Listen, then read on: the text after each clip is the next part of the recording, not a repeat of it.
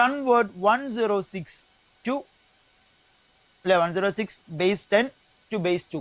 Base 2 എന്ന് പറയുന്നത് നമുക്കറിയാം ഏതാണ് ബേസ് 2 വരുന്നത്. യെസ്, ബേസ് 2 വരുന്നത് നമ്മുടെ ബൈനറി ആണ് അല്ലെ. സോ 106നെ നമ്മളോട് ബൈനറി 106 ബേസ് 10 എന്ന് പറഞ്ഞാൽ അത് ഏത് നമ്പറാ?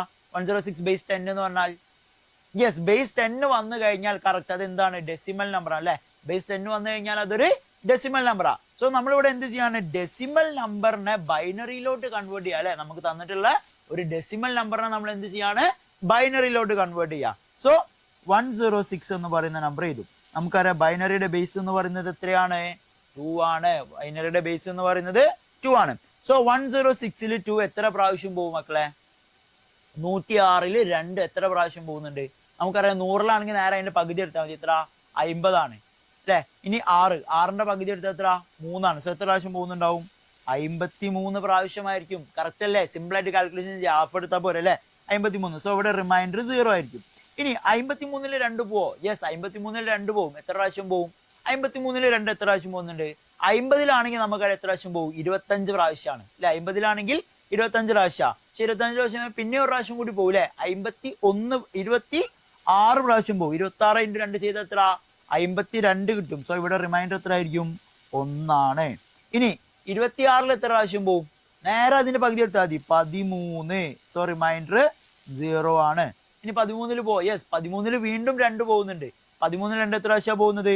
നമുക്കറിയാം 6 പ്രാവശ്യമാണ് പോകുന്നത്. സോ 12 കിട്ടുക. സോ റിമൈൻഡർ വീണ്ടും വന്നു. ഇനി 6ൽ പോവോ? യെസ്, 6ൽ എന്തായാലും പോകുമല്ലോ. എത്ര പ്രാവശ്യം പോകും? 3 പ്രാവശ്യം പോകും. അവിടെയും നമുക്ക് റിമൈൻഡർ 0 കിട്ടി. ഇനി 3ൽ 2 പോവില്ലേ? യെസ്, പോവും. 3ൽ 2 പോവും. കറക്റ്റ് അല്ലേ? ഒരു പ്രാവശ്യം കൂടി പോവില്ലേ? ഒരു പ്രാവശ്യം കൂടി പോകും. So reminder 1. ഇനി 1ൽ 2 പോവോ? ഇല്ല, 1ൽ എന്തായാലും 2 പോവില്ല നമുക്കറിയാം. സോ 0 ഡിഗ്രി 1 എന്ത് ചെയ്യാം? നമ്മൾ അങ്ങോട്ട് കയറ്റിയിടാം. ഇത് നമ്മൾ എഴുതുന്ന സമയത്ത് എന്താ ചെയ്യുക? താഴെ നിന്ന് മുകളിലോട്ടാണ് നമ്മുടെ ബൈനറീസ് ഒക്കെ ചെയ്തത് അല്ലെ. അല്ലെങ്കിൽ നമുക്ക് കിട്ടിയിട്ടുള്ളതിന്റെ കൺവേർഷൻ നമ്മൾ ചെയ്ത് എങ്ങനെയാണ്? താഴെ നിന്ന് മുകളിലോട്ടാണ്. സോ നമുക്ക് എങ്ങനെ വരാം? 1101010 ബേസ് 2. ഇതാണ് എന്ത് എന്ന് പറയുന്നത്? 106 എന്ന് പറയുന്ന ഡെസിമൽ നമ്പറിന്റെ ബൈനറി എന്ന് പറയുന്നത് അല്ലെ. സിമ്പിൾ അല്ലേ? ഓക്കെ അല്ലേ? ഡൗട്ട് ഒന്നും ഇല്ലല്ലോ? ക്ലിയർ ആണല്ലോ? യെസ്, എങ്ങനെയാ ബൈനറി കണ്ടുപിടിക്കാന്ന് പഠിച്ചല്ലോ. അടുത്ത ക്വസ്റ്റ്യനിലേക്ക് പോവാം. കൺവേർട്ട് 55.625 ബേസ് 10 into 2 ബൈനറി അല്ലെ.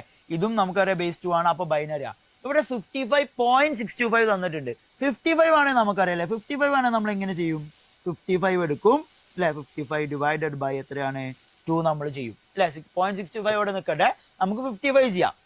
55 ഡിവൈഡഡ് ബൈ 2 എത്ര പ്രാവശ്യം പോവും? 50 ആണെങ്കിൽ എത്ര പ്രാവശ്യം? 325 അല്ലെ. 26 പ്രാവശ്യം ആകുമ്പോഴോ 52 വരും.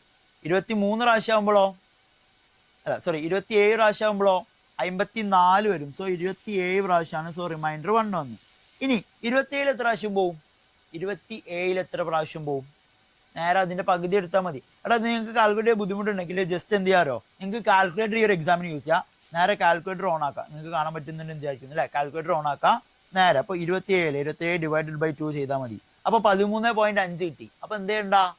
5നെ എടുക്കണ്ട. നേരെ 13 എന്നുള്ള നമ്പർ മാത്രം ചെയ്താൽ അല്ലെ. 5നെ നമ്മൾ എടുക്കണ്ട. എന്ത് ചെയ്താൽ മതി? 13 മാത്രം ചെയ്താൽ മതി. ഇവിടെ നോക്കിയാൽ മനസ്സിലാവും. 13 × 2 ചെയ്താൽ എത്ര കിട്ടുന്നത്? 26 പ്രാവശ്യമാണ്. സോ റിമൈൻഡർ 1 ആയിരിക്കും. ഇനി ഇങ്ങനെയാണ് നമ്മൾ എന്ത് ചെയ്യുക? ജസ്റ്റ് ഒന്ന് കാൽക്കുലേറ്റ് ചെയ്ത് നിങ്ങൾക്ക് സിമ്പിളിന് വേണ്ടി കാണിച്ചു തന്നതാ. ഇനി 13ൽ എത്ര പ്രാവശ്യം പോകും മക്കളെ? നേരെ പകുതി എടുത്താൽ മതി. പകുതി ഇല്ല. അപ്പം 6 പ്രാവശ്യം. വീണ്ടും റിമൈൻഡർ 1. ഇനി 6ൽ എത്ര പ്രാവശ്യം പോകും? 6ൽ 3 പ്രാവശ്യം. അപ്പോൾ സോ റിമൈൻഡർ 0.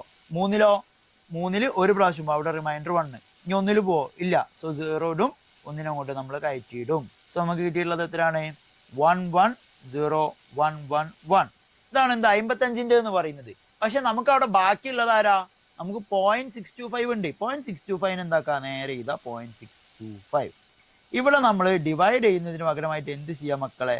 നേരെ മൾട്ടിപ്ലൈ ചെയ്യുക അല്ലെ. ഡിവൈഡ് ചെയ്യുന്നതിന് പകരമായിട്ട് നേരെ ഇതിനെന്ത് ചെയ്യുക? ഡിവൈഡ് ചെയ്യുന്നതിന് പകരമായിട്ട് നേരെ ഇതിനെ നമ്മൾ എടുത്തിട്ട് എന്ത് ചെയ്യും? മൾട്ടിപ്ലൈ ചെയ്യും. എങ്ങനെ മൾട്ടിപ്ലൈ ചെയ്യുക? 0.625 × 2. നിങ്ങൾക്ക് കാൽക്കുലേറ്റർ ചെയ്താൽ തന്നെ മനസ്സിലാവും. ജസ്റ്റ് സൈഡിൽ വെച്ചിട്ട് ചെയ്ത് കാണിച്ചില്ല, ഡൗട്ട് ഇല്ലാതിരിക്കാൻ അല്ലേ. 0.625 × 2 ചെയ്താൽ എത്ര കിട്ടി? 1.25. നിങ്ങൾക്ക് കാണാൻ പറ്റുന്നുണ്ടല്ലോ അല്ലെ. എത്ര കിട്ടിയത്? 1.25. നിങ്ങൾക്ക് എക്സാമിന് കാൽക്കുലേറ്റർ യൂസ് ചെയ്യട്ടോ. അതുകൊണ്ടാണ് ചെയ്ത് കാണിച്ചു തരുന്നത് കാൽക്കുലേറ്റർ വെച്ചിട്ട് തന്നെ. 1.25 കിട്ടി. ഇനി നമ്മൾ ചെയ്യേണ്ടതെന്ന് വെച്ച് കഴിഞ്ഞാൽ പോയിന്റിന്റെ അപ്പുറമുള്ള നമ്പർ ഏതാ 1, ആ 1 ഞാൻ പുറത്തേക്ക് എടുത്ത്. ഇനി ഇവിടെ എനിക്ക് ആരാ ബാലൻസ് ഉള്ളത് 25 ആണ്, 0.25. അതിനെ വീണ്ടും ഇൻറ്റു 2 ചെയ്യുക അല്ലേ, 3t 0.25 ഇൻറ്റു 2 ചെയ്താൽ നമുക്കറിയാം എത്രയാണ് 0.5 ആണ്. 3t 0.5. ഇനി എന്ത് ചെയ്യുക, ആ 0 ഞാൻ വീണ്ടും പുറത്തേക്ക് എടുത്ത്. ഇനി നമുക്ക് ഇവിടെ ഉള്ളത് ആരാ 5 ആണ് അല്ലേ. അപ്പം 0.5 ഇൻറ്റു 2 ചെയ്താൽ 3t നമുക്ക് 1 കിട്ടി. 0.25 ഇൻറ്റു 1 ചെയ്താൽ 2 ചെയ്താൽ 1 കിട്ടി. 1 ഞാൻ പുറത്തേക്ക് എടുത്ത്. ഇനി ആരെങ്കിലും ബാലൻസ് ഉണ്ടോ? ഇല്ല. ഇനി നമുക്ക് ആരും അവിടെ ബാലൻസ് ഇല്ല. പക്ഷെ മറ്റേത് നമ്മൾ ബൈനറി ചെയ്യുമ്പോൾ താഴെ നിന്ന് മുകളിലേക്കാണ് ഡിവൈഡ് ചെയ്യുമ്പോൾ ചെയ്താൽ, ഇത് സാധാ പോലെ എന്ത് ചെയ്താൽ മതി, മുകളിൽ നിന്ന് താഴേക്ക് തന്നെ എഴുതിയാൽ മതി, കുഴപ്പമൊന്നുമില്ല. സോ ഇതിൻ്റെ കൂടെ എന്ത് കൂടി വരും 0.101 ബേസ് 2.